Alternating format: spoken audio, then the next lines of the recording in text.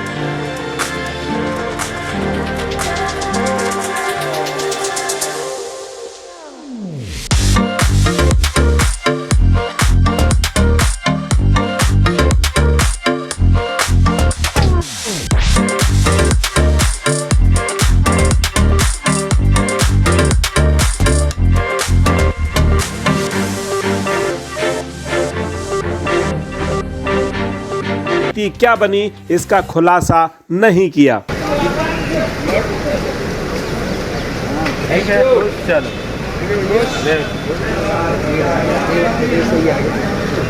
जी रणनीति पूरी तरह तैयार हो गई है। कहीं भी कोई संशय नहीं है कि कहीं भी गुंजाइश हो, हमारी रणनीति पूरी तरह तैयार है।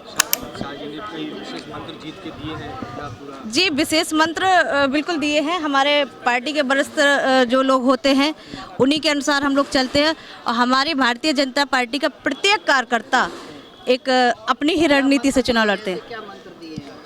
वो हमारी एक गोपनीय रणनीति है। बूथ पर फोकस करने के लिए जी हम प्रत्येक कार्यकर्ता से जुड़े हुए हैं, ग्रामीण कार्यकर्ता से, शहरी कार्यकर्ता से, सबसे जुड़े हुए हैं। तो हम लोगों की जीत तो सुनिश्चित है ही। बूथ मैनेजमेंट का क्या प्लान है? बूथ ही जीत लेंगे तो पार्टी मैं कहना चाहूँगी बूथ के विषय में सब लोग बता चुके हैं। मैं महिला हूँ, महिला मोर्चा से हूँ, तो मैं महिलाओं के विषय में कुछ कहना चाहूँगी। जी लाडली बहना योजना है और हम सब महिलाएं मिलके देश की आधी आबादी बढ़ाते हैं।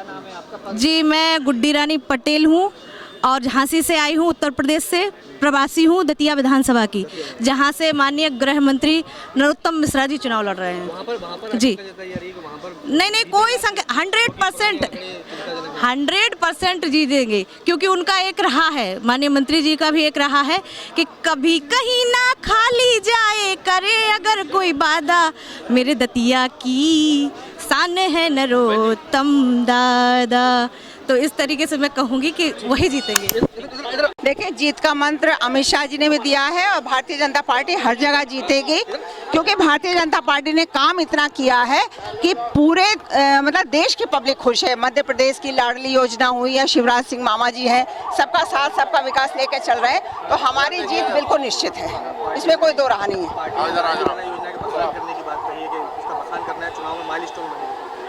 नहीं पार्टी का जब काम इतना कर रही है, हमें कहने की जरूरत नहीं, जनता अपने आप जानती है। महिलाओं को शौचालय दिए, जो आज तक महिला बेचारी जंगल में जाती थी, प्रधानमंत्री आवास योजना के अंतर्गत गरीबों को आवास मिले हैं। तो ये सब जब बहनों के पास सामान पहुंचा है तो बहनें तो अपने आप ही वोट देंगी और पूरी जनता वोट देगी, है ना। देखिए माननीय अमित शाह जी के आने का मतलब होता है पार्टी के कार्यकर्ताओं में विजय का आत्मविश्वास भर देना, और इसलिए आज की जो बैठक थी ग्वालियर चंबल रीजन की, उसमें वो पूरी टीम आई जिसके कंधों पर हम पूरा मैदान में ये समर को लड़ रहे हैं। तो अमित जी के मंत्र तो करिश्मा दिखाते ही हैं और इसका परिणाम हमको चुनाव में ज़रूर दिखाई देगा। उनके दौरे का मतलब ही विजय का लक्ष्य पाना होता है कार्यकर्ताओं को। चर्चा ये भी चल रही है कि भूतरघात का सबसे आगे ग्वालियर की अंचल की चौथी में से 20 सीटों पर है पार्टी को, जिसको लेकर बड़ी लंबी जनता नहीं इस बैठक में हमारी जो कामकाजी चर्चाएं होती हैं बूथ बूथ तक की, वही चर्चा हुई है। इधर उधर देखने का काम हम कार्यकर्ताओं को नहीं करना है, हमको विजय पानी है, विजय और सिर्फ विजय, यही अमित शाह जी का मंत्र है। हम सब नहीं और अन्य चर्चा का सवाल ही नहीं। राम के नाम को लेकर कांग्रेस आपत्ति दर्ज करा रही है, जो बैनर पोस्टर लगाए जा रहे हैं कि राम जो लाए हैं उन्हीं को लाएंगे प्रदेश में, ऐसे बैनर पोस्टर को लेकर, उसको लेकर राम मंदिर के फोटो लगाने पर कांग्रेस को आपत्ति हो रही है, तो वो टूटे हुए बाबरी ढांचे का फोटो लगाकर प्रचार करें, रोका किसने हो। अगर राम जी से चिढ़ है तो कहीं वो कलंकित बाबरी ढांचे का फोटो रखा होगा ना उनके दफ्तर में, उसको चिपकाएं और वोट मांगे। उनको तो आपत्ति इसी चीज़ की है, आपत्ति इस बात की है कि आप लोग चुनाव में आचार संहिता का उल्लंघन कर रहे हैं इसके जरिए। नहीं, जिनको खुशी नहीं है वो राम मंदिर का फोटो कैसे लगा सकते हैं? जिन्होंने खून बहाया, जिन्होंने पसीना बहाया, वो राम मंदिर की खुशियां मना सकते हैं। चुनाव में बिल्कुल कहेंगे हम इस बात को, लेकिन जिन्होंने अदालतों में जाकर अपने वकील खड़े किए राम मंदिर रुकवाने के लिए, उनकी पीड़ा को हम कैसे दूर करें? ये तो पूरा राम भक्त जानता है प्रदेश का। सलमान खुर्शीद और कमलनाथ का कहना है राम सबके हैं, लेकिन राम के प्राण प्रतिष्ठा जो की जा रही है उसको भाजपा के लोगों ने बुलाया। नहीं, मैं कोई प्रवक्ता नहीं हूँ तीर्थ क्षेत्र न्यास का, लेकिन मैं एक राम भक्त के नाते न्योता दे रहा हूँ कि जिनको आपत्ति है वो भी आए और वो दिल्ली से माताजी को भी लेकर आए 22 जनवरी। कोई रोकेगा क्या उनको? जरूर आना चाहिए और अभी उनको ऐलान करना चाहिए कि हम बाबरी ढांचे के सरयू बहने की खुशी उस दिन मनाएंगे, हम राम जी के गर्भगृह में प्रतिष्ठा होने की खुशियाँ मनाएंगे। ये कांग्रेसी करें और कांग्रेसियों की राजमाता करें, आपत्ति क्या है? कांग्रेस ये आरोप भी लगा रही है कि आप लोग सनातनी शब्द को लेकर लगातार सवाल उठा रहे हैं। राहुल जी पर सवाल खड़े करते हैं वो सनातनी नहीं है, इंदिरा गांधी जी, सभी लोगों पर। नहीं, देखिए, हम चाहें न चाहें, मगर सनातन को नष्ट करने की बात जो कांग्रेस ने कही है, कांग्रेस के गठबंधन वाले नेताओं ने कही है, मल्लिकार्जुन खड़गे जी ने कहा है कि भाजपा की सरकार फिर से देश में आई तो सनातन धर्म का राज हो जाएगा। इसलिए वो मुद्दा तो जनता के मन में है, उसको कांग्रेसी क्या रोकेंगे और हम भी क्या रोक सकते हैं? जो मुद्दा है वो है। युद्ध के मैदान में सेनापति द्वारा दिया गया मोरल बूस्टिंग का भाषण हमेशा युद्ध में निर्णायक भूमिका निभाता है। एक उनका संगठनात्मक और चुनाव लड़ने का और लड़ाने का और राष्ट्रीय स्तर पर उनका एक दीर्घकालीन अनुभव है और उसका हम लोगों ने लाभ लिया। ब्यौरा जो है जनसंपर्क अभियान का भी मांगा गया है और जानकारी अंदर खाने से भी आ रही है कि कुछ लोगों पर नाराजगी भी जाहिर कर। नहीं, ऐसा नहीं। Man to man and people to people contact हमेशा ही डेमोक्रेसी में सबसे अच्छा रहता है। निश्चित तौर से केंद्र सरकार की कल्याणकारी योजनाएं और मध्य प्रदेश में राज्य सरकार की कल्याणकारी योजनाएं और बूथ अध्यक्ष से लेकर राष्ट्रीय अध्यक्ष की परिश्रम की पराकाष्ठा से जो पसीना बहा है उससे मध्य प्रदेश में कमल खिलेगा। राम मंदिर को लेकर भी चर्चा लगातार जारी है। कांग्रेस भी आरोप लगा रही है कि राम के नाम को बनाने की कोशिश कर रही है पार्टी। आज भी कोई विशेष राम मंदिर, राम को भी कोई भुना सकता है क्या? लेकिन राम के बिना भी क्या हम लोग कल्पना कर सकते हैं?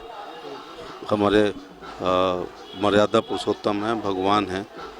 बीजेपी सरकार में अच्छी पैरवी होने से भी पक्ष में रहा है मामला।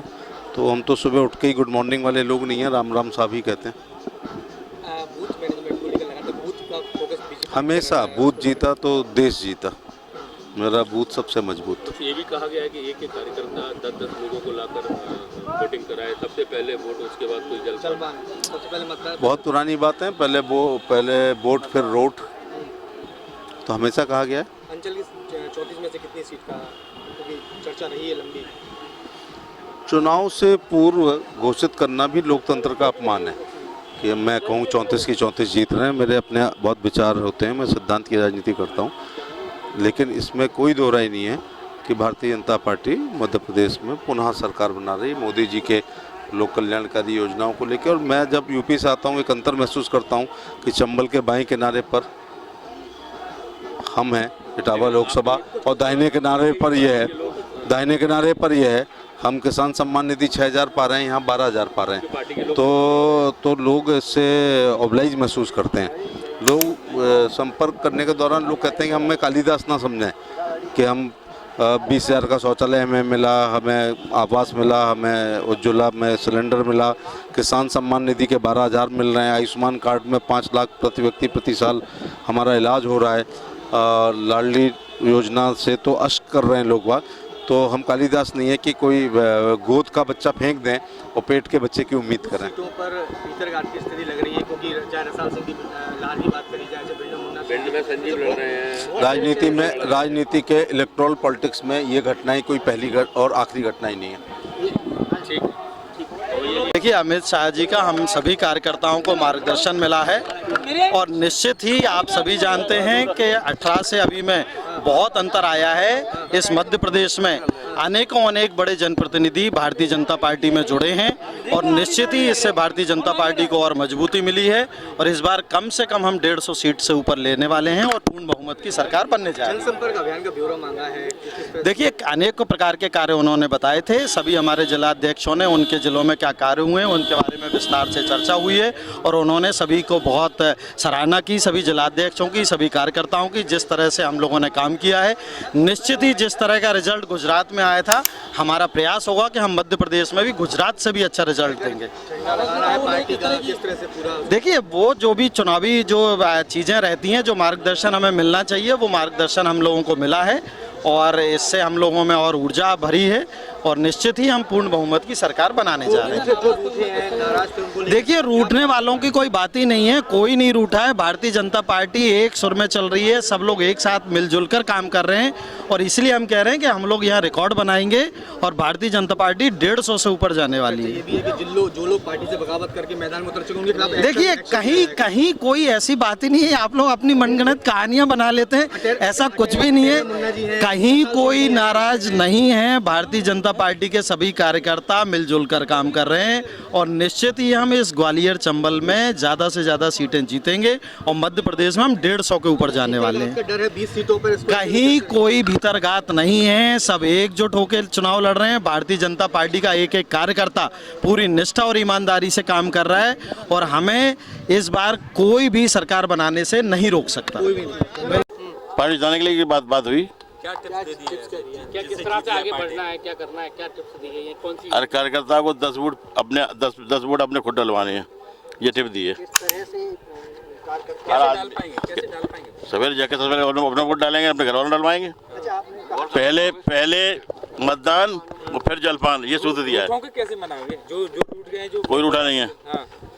रूठे वाले तो अपने आप ठीक हो जाएंगे। पार्टी जैसे जैसे चुनाव प्रचार बढ़ेगा आगे, पार्टी में नाराज लोग होते ही हैं। मैं भी नाराज था, लेकिन मैंने जो अपनी बात थी, अपनी बात समझ रख दी। पार्टी के लोग, पार्टी के सामने बात खत्म। रिजाइन कर दिया था। कोई मालूम होता है क्या? ग्वालियर चंबल संभाग में हमारे देश के यशस्वी गृह मंत्री माननीय अमित शाह जी पधारे हैं और हम सभी कार्यकर्ताओं को मार्गदर्शन दिया और ऊर्जा से ओतप्रोत किया है हम लोगों को। और मध्य प्रदेश में हम भाजपा की सरकार बहुत अच्छे बहुमत से बना रहे हैं, ये हमने भी विश्वास दिलाया है और उन्होंने भी हमको। जी नहीं, वो तो एक कार्यक्रम है पार्टी का कि हमको हर घर पे झंडा लगाना है, बस 5 को। नहीं, इस तरह का अभी तो चुनाव से संबंध नहीं, इस तरह का कोई नहीं। लाडली बहना तो सरकार की योजना है, तो वो तो जन जन तक गई हुई है। ऑफ कोर्स है ही, वो तो महिलाएं कर ही रही हैं उसको। जी।